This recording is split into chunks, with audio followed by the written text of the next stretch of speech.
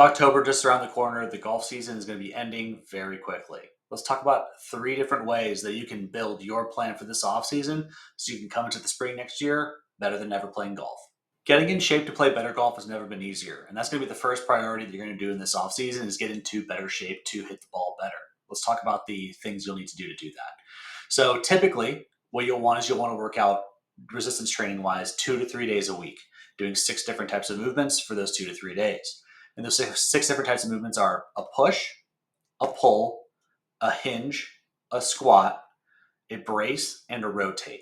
So those are the 6 different movements you want. Let's talk about what each of those are and how you can implement those into your workout regimen. So the first thing is going to be a push. That'll be your standard bench press, dumbbell bench, push up, overhead press, anything like that. On the pull, you're going to have your dumbbell pull, your lateral pull, your horizontal pull. That'll be your pull up, pull down, etc. Your hinge is going to be your dumbbell stiff leg deadlift, a deadlift, something like that. Your squat, pretty typical squat. You could do a lunge, you could do a belt squat. It doesn't really matter what type of squat, but a squat nonetheless, multi-joint movement. Your brace is going to be things like suitcase carries, planks, things that are using your entire core by itself and kind of holding yourself in one spot. And then the rotate are going to be things like med ball throws, rotation this way, rotation up, rotation down, using your core in a 3D movement. Those are the things you're going to be wanting to do there. Now, it doesn't need to be the exact same movement every single day. It just needs to be growing upon itself. So for one day, you might want to do a vertical press and a vertical pull. The next day, you might want to do a horizontal press and a horizontal pull. That's totally fine. Just keep track of your weights and keep adding those resistance exercises as you go.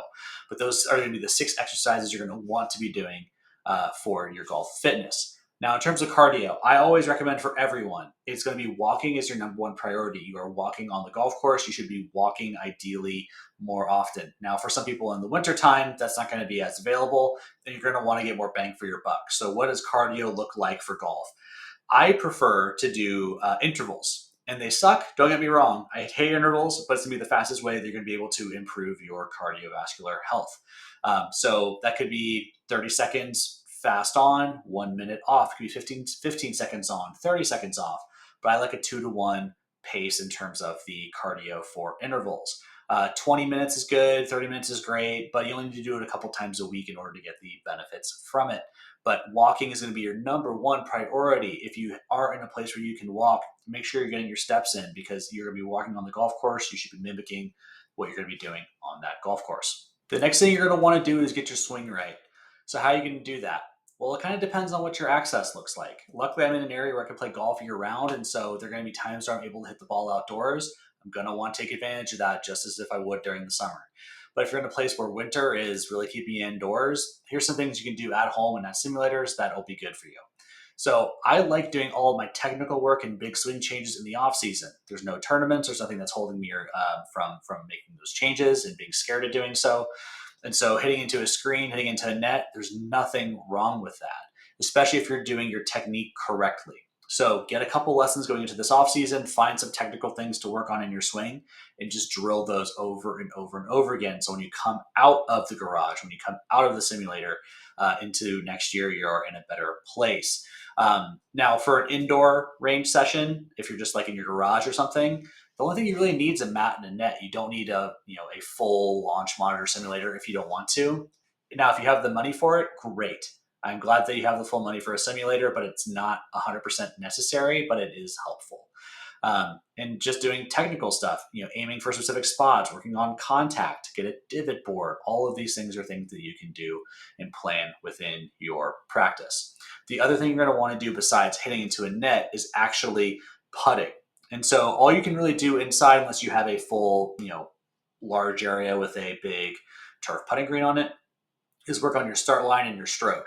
I recommend getting a putting plate. This is the outdoor version, but there's an indoor version with pegs on it that's weighted, and you can work on your start line and your stroke at home. I do this even during the summer when I'm working with limited time.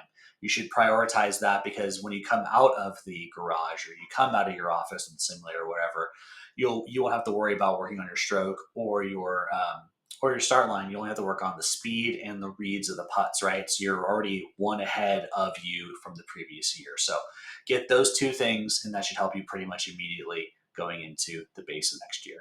The next thing you're going to want to do is get your equipment right. And this is going to be a 2-prong approach. So first of all, you need to do maintenance on your current clubs. New grips, right? These are really slick and get really slick from your finger, from the dirt, from oils and all that stuff. Get new grips, or at a minimum, go to your kitchen sink, get some dish soap, rub it on there, and then use a towel and wipe it all off eventually with some water. That'll take some of the dirt and grime off. You can also take up like a bristle brush and brush the grip itself, and that'll take away some of that top dried out piece of grip. It won't be perfect, but it'll be better than what you have right now. The second thing you're going to want to do is get your loft and lies checked on your golf club. This is a 5-iron from an old set, and pretty much over time, especially if you're hitting off of turf, like turf mats, what ends up happening is this club will change its lie angle. It'll change its loft as well. So going to your pro shop and getting that checked will be a huge priority, because it's hard to hit a golf club well if you don't know that if it's the right lie angle for you or if it's the right loft. So that'll be the first two things you get checked. The other thing is going to be investing in equipment that's going to be good for you next season. So that could be new set of fresh grooves or wedges. It could be looking at a 7-wood or different things in your bag that you might not currently have. If you're going to make changes, you probably want to wait till the beginning of the season starts, because more than likely you're going to work on some technique changes that are going to improve. And so if you go into the next season and you start to make changes, then you'll be already grooved in with your swing changes, and you won't have to worry about them not fitting you after those changes themselves. I hope these tips have helped you for practicing and prepping for the beginning of next golf season. If you have any questions, feel free to put them in the comments, or any advice, put them in the comments as well. Always happy to hear from the community in terms of what you guys recommend. If you like this video, like it, subscribe if you want more, and I'll see you on the next video.